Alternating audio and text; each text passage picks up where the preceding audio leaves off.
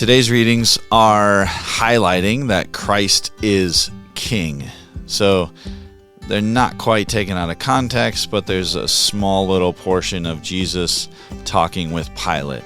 I think today's Ignatian imaginative contemplative prayer lends itself to being a fly on the wall or someone else in the room when Jesus is talking to Pilate. It might be a little difficult to imagine you're Pilate, but I think imagining yourself someone else, one of the servants, or maybe another person listening, or a guard, or someone else, might be an interesting way to enter into this one today. Welcome back to Lift Up Your Hearts podcast. This is a podcast where I try to help people to pray, and to pray specifically with Scripture through an Ignatian style. This style uses our imagination to contemplate the Scriptures, to place ourselves into the Scriptures. You don't have to be a Scripture scholar. There is no right or wrong. You can kind of imagine something even outside of the Scriptures for this, because the goal of it is to really enter into a time of relationship with Jesus, to talk to Him about what's stirring in our hearts and what's stirring in our souls and in our minds, and what worries us and what we're thinking about. And then we can pray about that for the week or a couple days or whatever it is. So I do the Sunday Gospels. This week is the solemnity of Jesus Christ, King of the universe. The whole thing, the whole universe, all created, universes as well, even multiverses. He's the king of it all. So whether you believe in all those things or not, Christ is certainly king of all of it, of all. Maybe they would have to change that someday. King of all created things. I don't know. Something to contemplate. So, St. Ignatius says before any prayer, we should contemplate the Father gazing upon us with love. Not just God the Father in heaven kind of loving us, like, oh, He just loves us, but that the Father in heaven particularly looks at you and me each day and gazes upon us with love. Just like a loving father here on earth, like I do with my daughter or my wife. I gaze upon them sometimes and just watch them live life. And it brings joy to my heart. And I think that joy is certainly in the Father's heart as well for you and for me. He looks at you with love, and it brings joy to His heart just to gaze upon you sometimes. So we try to imagine that, and you might need to kind of stretch your imagination a little bit. Maybe He's with you right now in the room or wherever you are, and He's just gazing upon you, not saying anything to you, but just gazing upon you, living your life right now, whether you're cleaning or gardening or biking or running or driving or just sitting somewhere listening to this. He's gazing upon you right now with love. So let's place ourselves in that reality.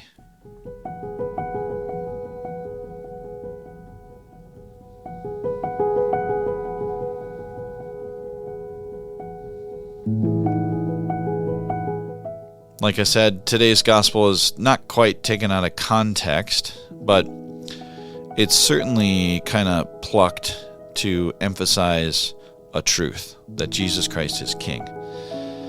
King of everything, heaven and earth, the universe, the multiverse, the whatever.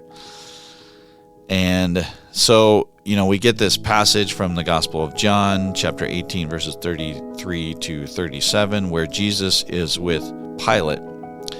And this is before He is crucified, of course. And this is, He has... he's going to scourge Him. The Jews have brought Him to Him and said, we want to crucify Him. And then Jesus takes Him back, or Pilate takes Him back for questioning.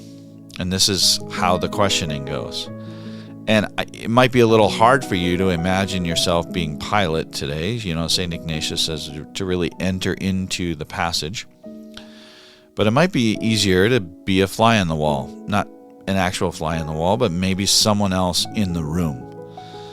There's certainly guards. Maybe you can be one of the guards. Maybe there's other leaders, Roman leaders.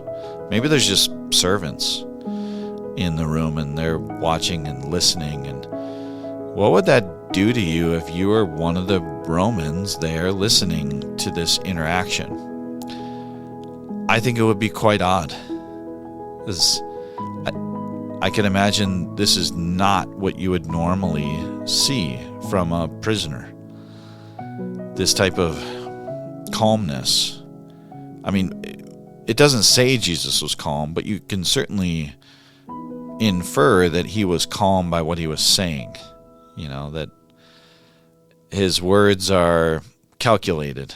You know, you can only say those with some calmness, I would think. So, and you can see that Pilate doesn't get upset with him. He's not like fighting back. He's not really getting defensive. So I think it would be fun to just observe this conversation. Whether you're a guard, you're really close to the conversation, or you're a servant who's a little farther away, or maybe one of the other Roman leaders or whatever who's there, and you're listening to this. Maybe you're advising Pilate, and you overhear and you catch this conversation, and you're right there. What does it do in your heart to see this happening? And then you can talk to Jesus about it. So, Gospel of John, chapter 18, verses 33 to 37. Pilate said to Jesus, "Are you the king of the Jews?" Jesus answered, "Do you say this on your own, or have others told you about me?" Pilate answered, "I am not a Jew, am I? Your own nation and the chief priests handed you over to me. What have you done?" Jesus answered, "My kingdom does not belong to this world. If my kingdom did belong to this world, my attendants would be fighting to keep me from being handed over to the Jews. But as it is, my kingdom is not here." So Pilate said to him, "Then you are a king." Jesus answered, "You say I am a king. For this I was born, and for this I came into the world, to testify to the truth. Everyone who belongs to the truth listens to my voice." You know, and I read this earlier. I didn't think there was much there, but there's a lot there. Pilate is certainly questioning about this kingship because it threatens his kingship. And that, you know, and the chief priests have said he's made himself a king, and there's no other king but Caesar. And Pilate is like, am I going to get in trouble about this Jesus guy? And so if you're a soldier and you're listening to this, or someone else watching, or maybe Pilate, I think there might even be an opportunity to be like Pilate. There's a threat to your world. And maybe even Jesus is that threat. And you start to question, what is the truth of this threat? Or the other soldiers, you know, is there going to be unrest about this? I just think Jesus has an interesting dialogue with him, being a prisoner. Pilate comes out, "Are you king of the Jews?" And then Jesus says this interesting line, you know, like you would expect someone to say, no. Or, yeah.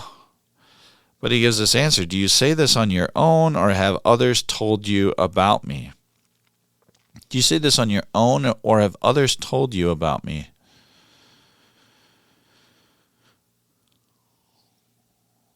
I am not a Jew, am I? Your own nation and the chief priests handed you over to me. So Pilate's kind of irritated, like, What do you mean? King? They said you're king of the Jews. They're the ones that handed you over. What did you do? And then Jesus doesn't tell him what he's done, of course. This is such an interesting dialogue. You might even, there might be some frustration out of Pilate, or maybe you have frustration just listening on his behalf, maybe. As Jesus is frustrating him. My kingdom does not belong to this world. If my kingdom did belong to this world, my attendants would be fighting. So I can even feel this like as a little bit of a threat, My kingdom does not belong to this world.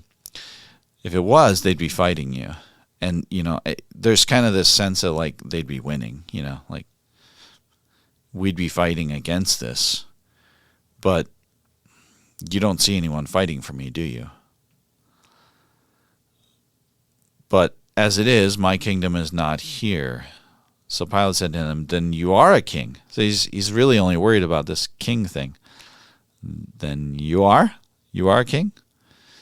Because I can't have extra kings here.